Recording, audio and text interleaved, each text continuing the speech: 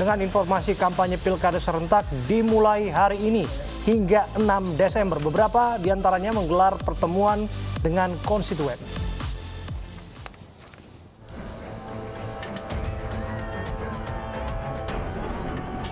Hari pertama kampanye Pilkada di tengah pandemi COVID-19, calon wali kota Surabaya nomor urut 2 Mahfud Arifin menggelar senam bersama di Kampung Nelayan Kenjeran. Senam bersama membuat kerumunan karena dihadiri puluhan warga. Bahkan banyak warga yang tidak memakai masker dan mengabaikan protokol kesehatan. Di depan warga Kampung Nelayan Kenjeran, calon wali kota yang berpasangan dengan Mujiaman ini berjanji akan menata dan memperbaiki kampung nelayan, termasuk membantu ekonomi para nelayan. Ini harus ditata, jangan terus kepingin ini didorong, dibagati, tapi hadir ditata, lingkungan yang baik. Terus kemudian ini kan tentunya ada terkait dengan namanya kehidupan nelayan yang diutamakan. Sementara kampanye calon wakil wali kota Surabaya nomor urut 2 Armuji digelar di ruang tertutup dan mengundang para perias pengantin dari seluruh Surabaya. Dalam pertemuan ini terdapat sejumlah peserta yang tidak memakai masker. Bahkan saat hiburan musik, peserta berjoget bersama tanpa menjaga jarak. Dalam kampanyenya, calon wakil wali kota Eri Cahyadi ini berjanji akan membantu ekonomi para perias pengantin yang terdampak pandemi COVID-19.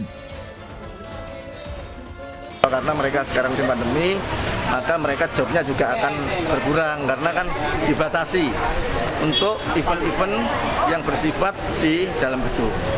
Jadi kita berdua itu nanti mengutamakan di mana ada pengusaha-pengusaha yang masuk Surabaya, paling tidak mereka akan merekrut 75% warga Surabaya.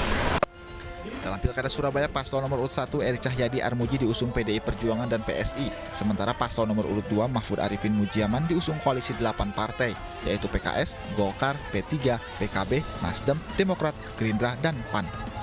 Dari Surabaya, Jawa Timur, Yuda Prawira, iNews melaporkan.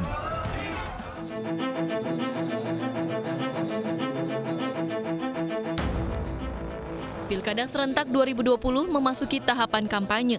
KPU telah merevisi peraturan mengenai pilkada yang tertuang dalam peraturan KPU nomor 13 tahun 2020 yang resmi ditetapkan pada 23 September 2020.